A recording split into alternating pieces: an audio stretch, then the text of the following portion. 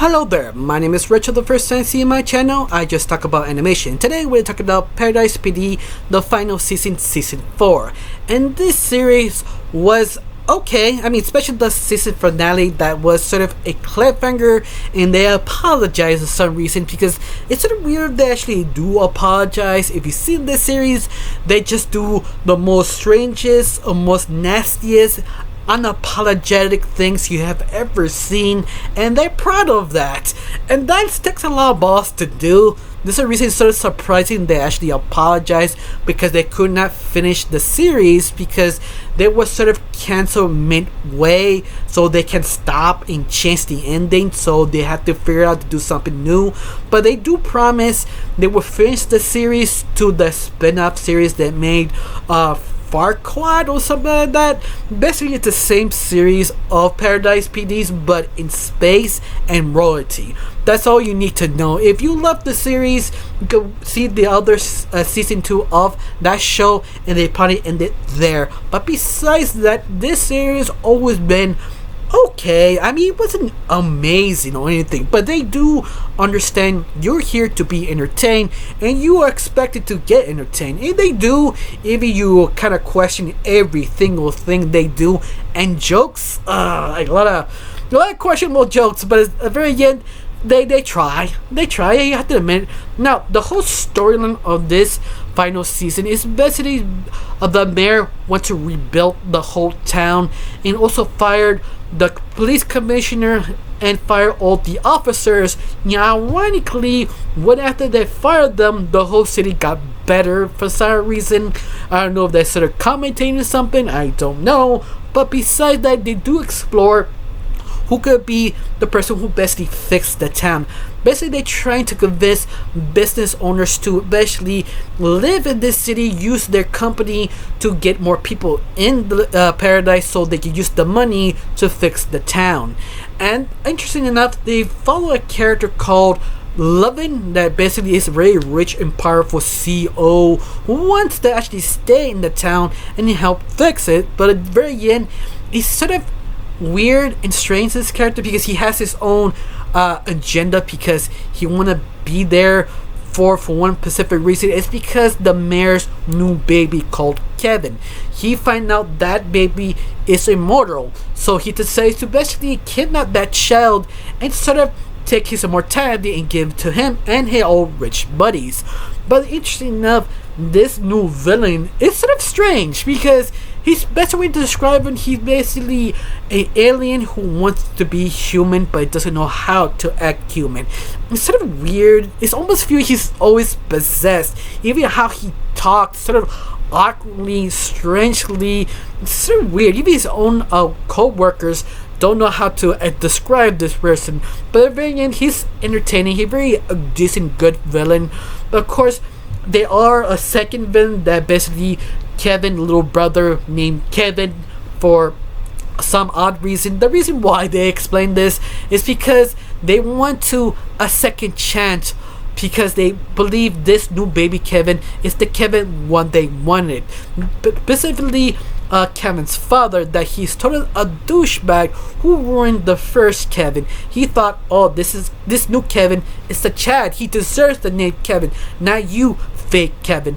And that is sort of messed up so many reasons, because it's his fault how the original Kevin became, because how much he belittles him, till Kevin finally realized, you know what, I don't need your respect, I don't need anything.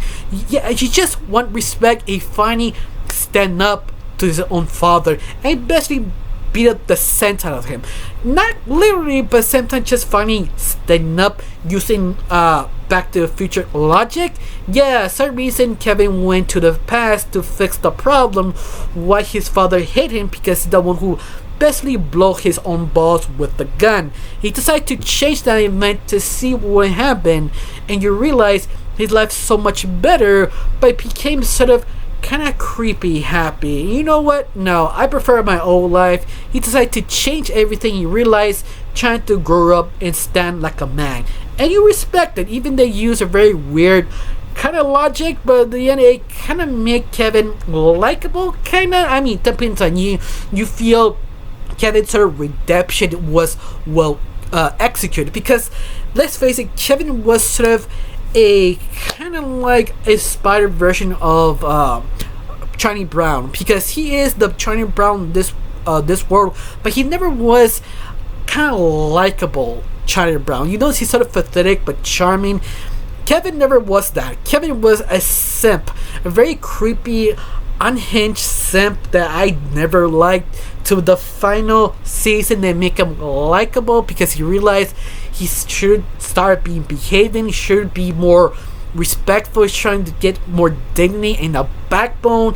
And they finally did it. I finally respect Kevin for some reason, because let's face it, I still don't like him, but I respect him now. I'm kind of glad they actually did that.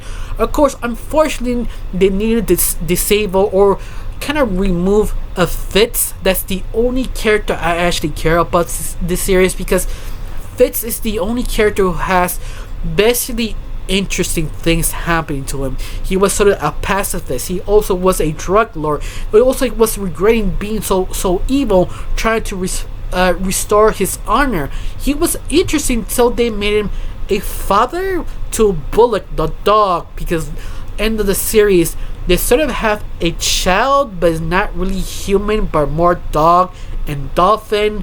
It's got weird like always, but it's sort of, they're trying to do something unique about him, but at the end it was okay, but at the same time was a little disappointed, because Fitz was always my favorite character of this show, because he's the only one I actually understood or cared or loved besides anyone else.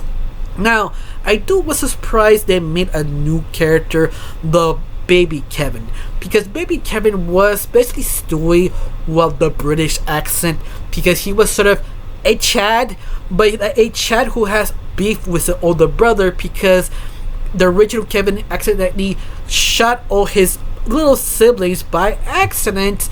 Now he was the last person on his father's balls, and now he wants vengeance. He planned so many years of his revenge, but at some reason he became immortal. He finally was born. He had the chance to kill his own brother, make his life miserable, but yet he sort of couldn't do it, because he kind of cared about his brother, and his older brother cared about him. And I thought that was sort of interesting for a little bit, but it's something they try to make it sort of like a plot twist, like you wasn't expecting it. It kind of wasn't. It feels out of nowhere. They're trying to explain all the bad things the original Kevin had been, because Baby Kevin. But once more, sort of stretching idea that was sort of strange. Also, of course, they also followed Gina, what happened to her, she was sort of a double agent, that she was sort of the wife of the CEO of London, because she knew it was an evil person. She joined a different organization to stop them. It became sort of Star Wars at some point. Yeah, it went more. They really ran out of ideas, but at the very end I was sort of entertained, because I was sort of shocked all the weird things they coming up with. Even the hillbillies, they have a completely different arc. They both became parents with their own kid. They tried to teach him become a good man. Once again, doing something completely random and just kind of creepy and nasty, but it's something that the show does always. But I really can't complain, because it's Paradise PD. You know it's trashy, but you know you get entertaining. Now, I can't say anything, just one question. How you felt the whole show? You felt all the characters earned their redemption, or earned whatever they got? Tell me down below, let me know. I honestly got nothing else to say. Just thanks for watching. Don't forget to subscribe and have a wonderful day. Bye.